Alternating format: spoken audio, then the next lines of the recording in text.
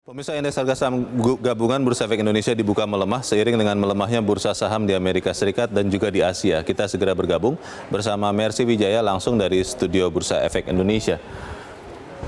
Mercy, sejak dibuka pukul 9 waktu Indonesia Barat tadi, indeks harga saham gabungan melemah. Apakah pelemahan ini semata-mata karena pelemahan di New York semalam dan juga bursa utama Asia, atau ada sebab domestik yang membuat indeks melemah, Mercy?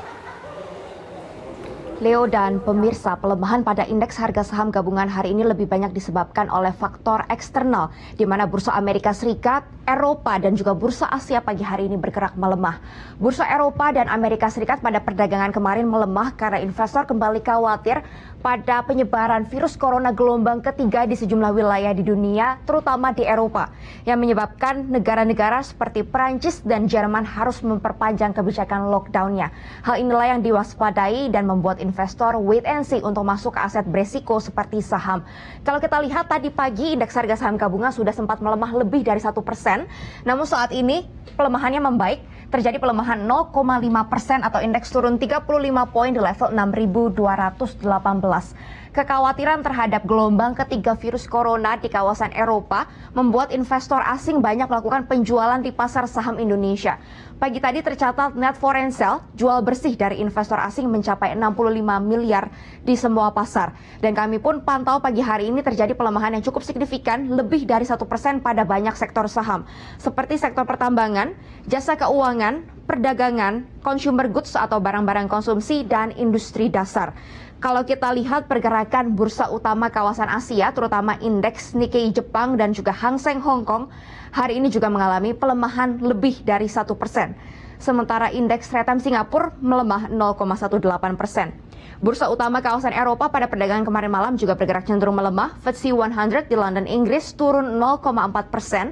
Dan indeks di Jerman, The DAX, hanya mengalami penguatan sangat tipis 0,03%.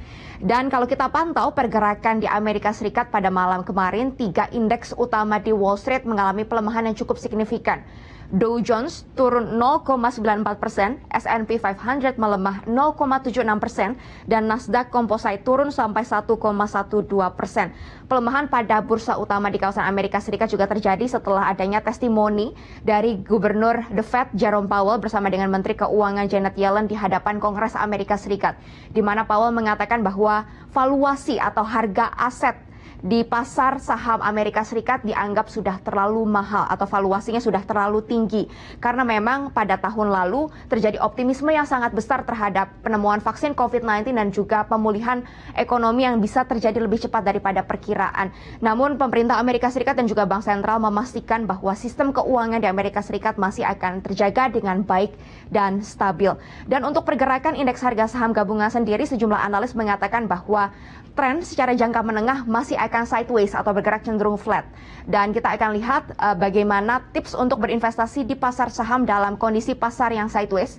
Berikut penjelasan dari analis Panin Sekuritas William Hartanto.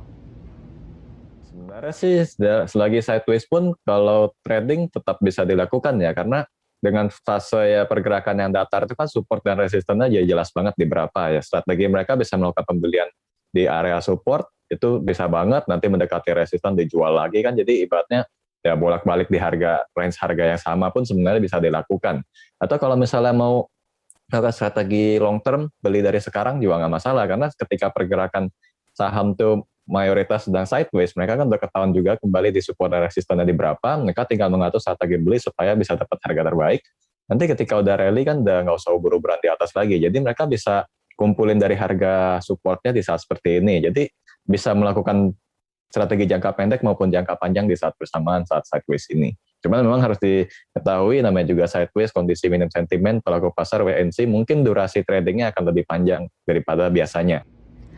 Untuk pergerakan indeks harga saham gabungan hari ini masih akan flat, cenderung melemah dengan rentang yang cukup lebar antara 6.150 sampai 6.400. Leo. Kecenderungan melemahnya bursa saham itu, Mercy, apakah kemudian juga akan memperlemah nilai tukar rupiah? Karena kalau kita lihat sekarang masih di 14.400-an. Bagaimana proyeksinya, Mercy? Betul sekali Leo, pada saat pembukaan perdagangan pagi tadi rupiah berada di Rp14.447 per dolar Amerika Serikat.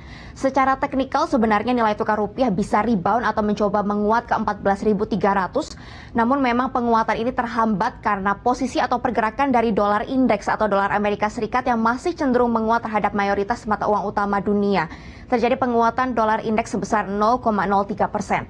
Dan analis mengatakan bahwa penguatan dolar Amerika Serikat ini terjadi karena pernyataan atau testimoni dari Jerome Powell pada malam kemarin, di mana ia mengatakan bahwa pemulihan ekonomi Amerika Serikat terjadi secara signifikan pada bulan Maret atau sejak awal tahun 2021 ini, meski beberapa sektor usaha yang sangat terdampak negatif pandemi COVID-19 belum bisa pulih seutuhnya. Namun ekspektasi pemulihan ekonomi Amerika Serikat yang lebih cepat ini memperkuat posisi dolar Amerika Serikat. Kami pantau juga pagi hari ini harga emas global masih bergerak menguat tipis 0,05% di $1.726 per ons. Harga emas antam mengalami pelemahan 0,2% seharga Rp929.000 per gramnya. Sementara harga minyak global masih terus mengalami pelemahan karena ada kekhawatiran terhadap kurangnya demand atau permintaan terhadap minyak global karena lockdown yang diperpanjang di sejumlah negara.